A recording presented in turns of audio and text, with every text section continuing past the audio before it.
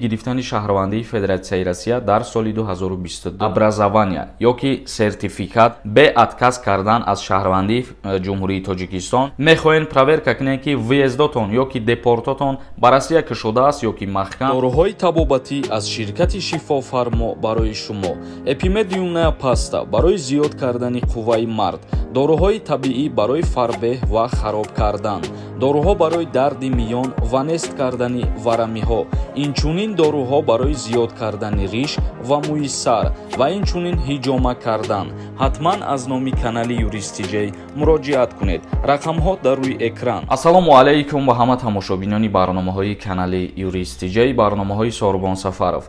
تماشابینان عزیز اویدی گرفتن شهروندی فدراسیای روسیه در سال 2022 صحبت میکنم همشه میفهمونم چخیلی که گفته بودم ما اویدی همین مسئله یک ویدیو الوهیده میکنم خوب ویدیو را تا آخرش با دقت گوش کنین و یا لایک موندن فراموش نکنین. برای پیشنهاد کردن اویدی گرفتن شهروندی فدراسیای روسیه اولا دو دانه صورت سومین با چهارمین لازم میباشد و بعدا دیگه вид на жительство لازم میباشد و سوم اویدی حیات شخصی خودتون اینفورماسیا نوشتن در ورقه شخصی و بعدا چهارم حجت تصدیق کننده دیپلم یعنی که образование یا که سرتیفیکات و باز یک حجت دیگر از معاینه طبی گذشتن برای نداشتن بیماری های سیرایتی یا که نرکمان نبودن. شما این حجت را میتونید که در УМВД یا که در МФЦ مسکو یعنی ساخارова پیشنهاد کنین یا که اگر در سنت پترزبورگ در نظر بگیریم کراسنова تکستیل شرکت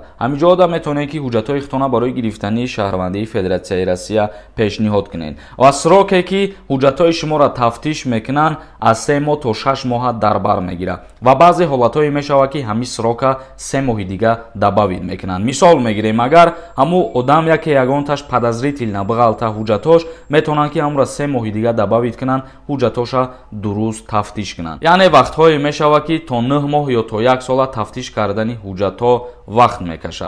اویدی двойное гражданство گرفتن تا حال ممکن هست یا که نه؟ بله، فدراسیای روسیه با جمهوری تاجیکستان شرطنامه دارند که در حالت گرفتن شهروندی فدراسیای روسیه به отказ کردن از شهروندی جمهوری تاجیکستان شما میتونید که برای گرفتن شهروندی روسیه حجتاتون را پیشنهاد کنین و двойное гражданство بشین.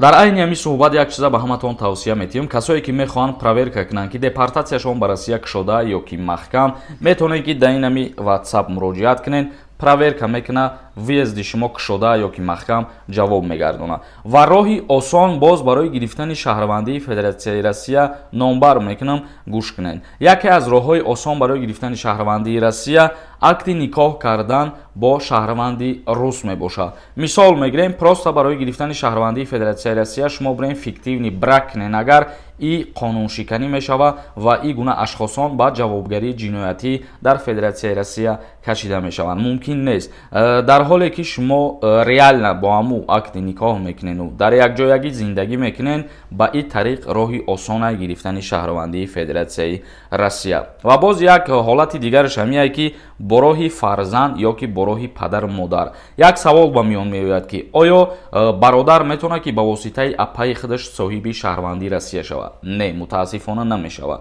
падар модар ба воситаи фарзанд метавонанд ки шаҳрвандии россияро бигиранд ё ки фарзанд метавонад ба воситаи падару модараш соҳиби шаҳрвандии федератсияи россия бигардад. و باز یک راه آسان دیگری گرفتن شهروندی فدراسیای روسیه این میباشه که یگان заслугой особенный شما برای فدراسیای روسیه اگر کرده باشین انا همو را پیشنهاد میکنین با УМВД تفتیش میکنن همیرم راهی گرفتن شهروندی روسیه را آسان میگردونه. تماشابینان عزیز چیزی که فهمیدم تعلق داشت برای گرفتن شهروندی روسیه در سال 2022 همین قدر اینفورماسیا جمع کردم. یگان سوال دیگه با میان اومد اگر در کامنتاری بنویسونین. تا برنامه‌های دیگر خداوند همه ما و شما را نگهبان باشه.